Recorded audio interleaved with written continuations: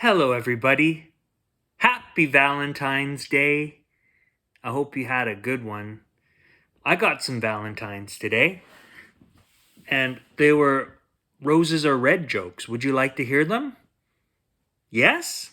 Okay, well, let me share before we get into our Uncle Matt's bedtime story. Hello, everybody. Welcome to Uncle Matt's bedtime story. We're going to read a story soon, but first, the roses are red jokes. Okay, here they are. It's pretty good. Here's the first one. Roses are red, violets are blue. You like soup, and I like stew. That's a good one. I like that one. All right, let's see. Here's another one.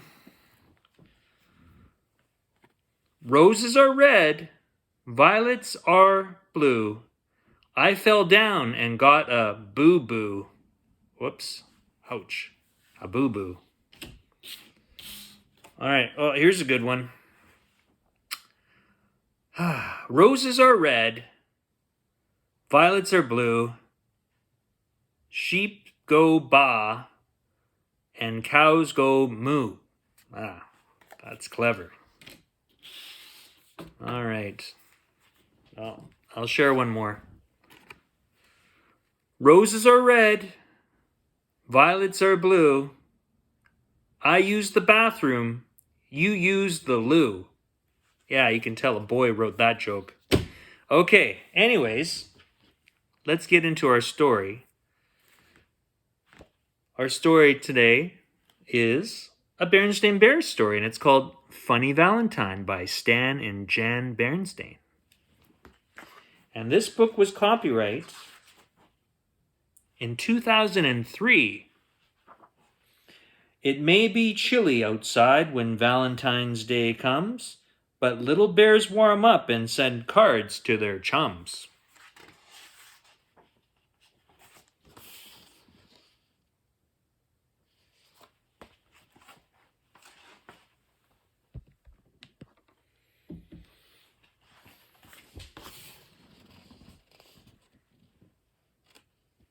Sister Bear and her friends were jumping rope during recess.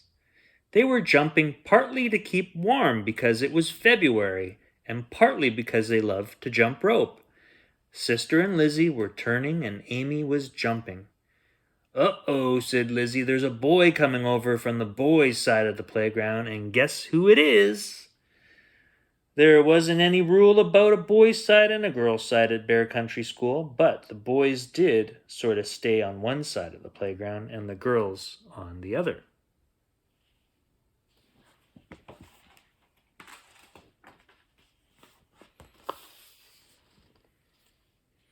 Oh, I hope it's Herbie Cubison, thought Sister.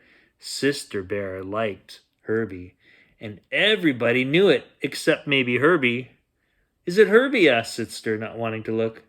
No, said Lizzie, it's Billy Griswold. Oh no, not that awful Billy Griswold, said Sister, turning the rope faster and faster. Hey, slow down, said Amy. Hi, Sister, said Billy.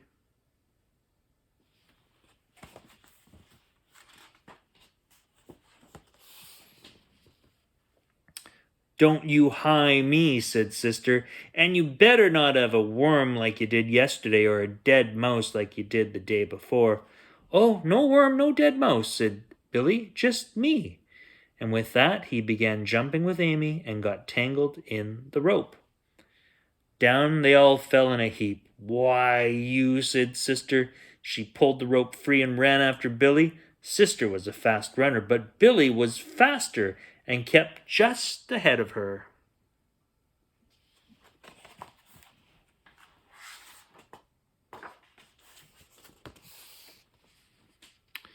Oh, why doesn't Herbie Cubison come to my rescue, thought Sister as she chased Billy around and around the playground.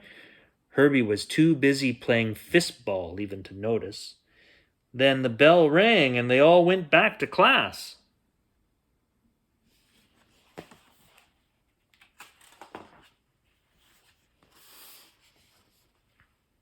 Well, class, said Teacher Jane, as I guess you all know, Valentine's Day is coming.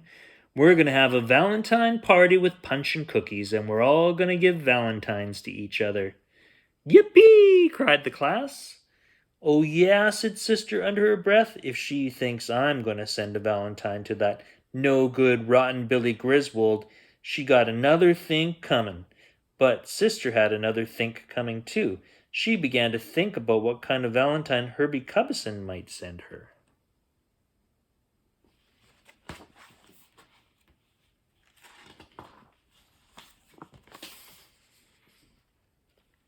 She was still thinking about it that night at dinner when the phone rang. "It's probably for you, brother," said Papa. "You might as well answer it." "That's right," said Sister. "It's probably one of your sweethearts."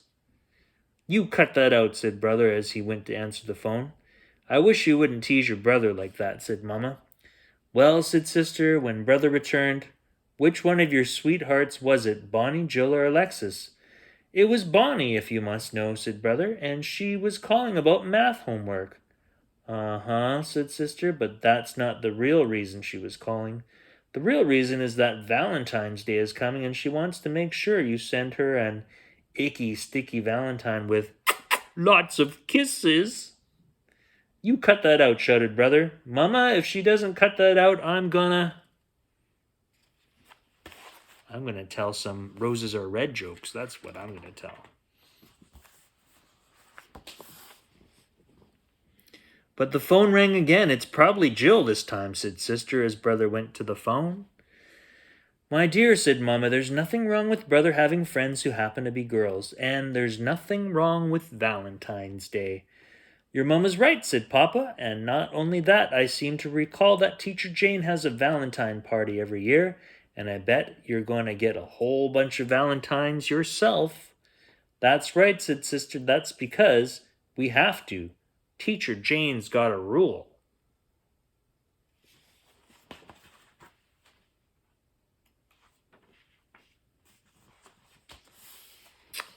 Or jokes. Whoop. It was true, there were 24 cubs in Sister's class, and every cub had to send a Valentine to each other cub. They didn't have to be expensive, and you could make them if you wanted to. Sister thought she might just make one for that no-good, rotten Billy Griswold. She began to think about what it might say. Here we go. "Roses are red, violets are blue. Nobody needs a doofus like you." Or, "Daffodils are yellow, roses are red. I need you like a hole in the head." I'm sorry, parents. These are not good Valentines. I don't recommend. "A penny for your thoughts," said Mama. Said Sister. "I was just thinking of a Valentine to send to Billy Griswold."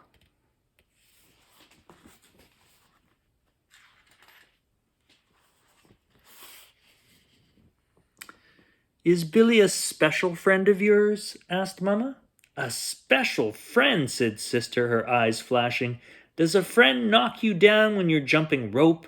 Does a friend chase after you with a dead mouse? Does a friend put a hop toad in your lunchbox?" "I suppose not," said Mama. "But there are no buts about it," Mama continued. "Sister, that Billy Griswold is a no-good nuisance, and if he doesn't stop bothering me—" "Why don't you ask your boyfriend, Herbie Cubbison, to make him stop?" said Brother, who had come back to the table. "Boyfriend? Boyfriend?"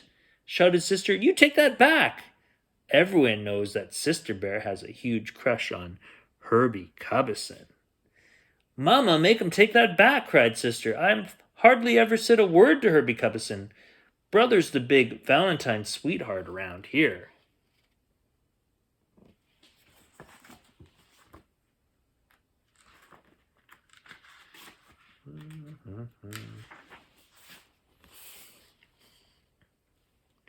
"That is quite enough," said Papa. "Valentine's Day is supposed to be fun. It's not supposed to be a shouting match." "Well, I'll stop if he'll stop," grumped Sister. "And I'll stop if she stopped," grouched Brother. Papa put a finger to his lips, and they both stopped. Sister didn't have to make a special Valentine for Billy Griswold. She found the perfect one for him at the card store. It showed a scary-looking Frankenbear-type monster with a bolt on each side of his neck, and it said, here we go, another poem. Monsters come in every shape and size, but when it comes to creepy, you take the prize. She signed it. Guess who? She couldn't wait to see Billy's face when he opened it at the class Valentine's Day party.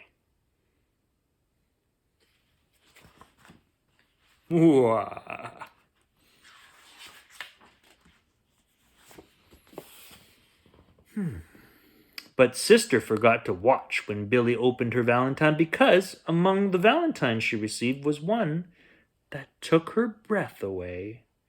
It was all hearts and flowers, and inside it said, "Will you be my special friend?" "Wow," said Lizzie Bruin, "it must have cost a whole $1. It's signed Guess Who, said Sister. Who do you suppose it's from? Well, I know who you hope it's from, said Lizzie. If somebody sent me a beautiful Valentine that cost a whole $1, I'm sure want to know who it's from.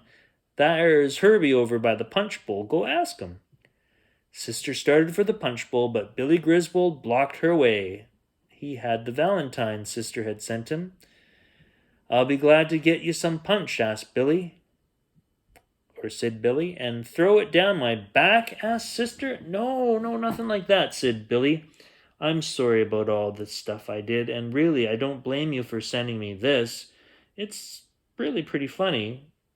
How'd you like the Valentine that I sent you? You sent me, said Sister. You sent me this Valentine? Yep, said Billy. I saved up 5 weeks to get it. And Sister was confused. She didn't know what to say, so she just said thanks.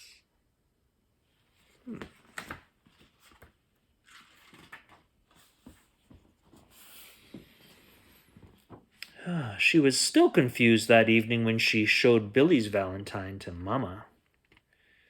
Well, it certainly is beautiful, said Mama, and I understand your puzzlement. It takes me back to when I was a cub your age.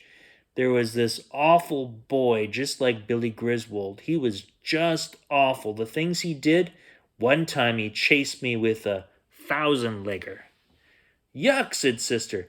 And that wasn't the worst of it, continued Mama. Once he put a giant bullfrog in my lunchbox. It scared me half to death when it jumped out. It scared the whole class. It got me in a peck of trouble.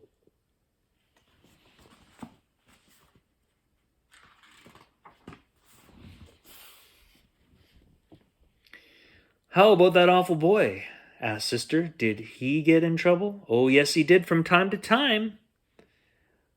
He straightened out, got married and raised a family. He became a solid citizen. Do I know him? Asked Sister. Yes, said Mama. He's sitting right over there. It was your papa. Sister looked at Papa, whose face was buried in a newspaper.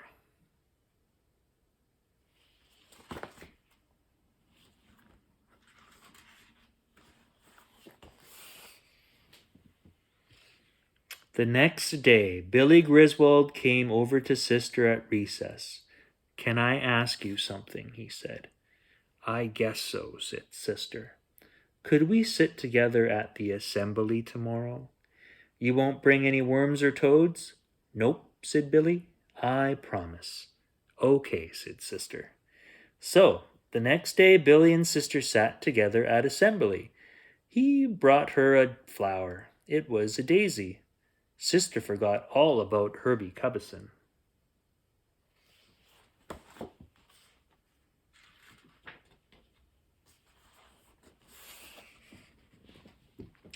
And that afternoon, Sister pressed Billy's daisy in a book.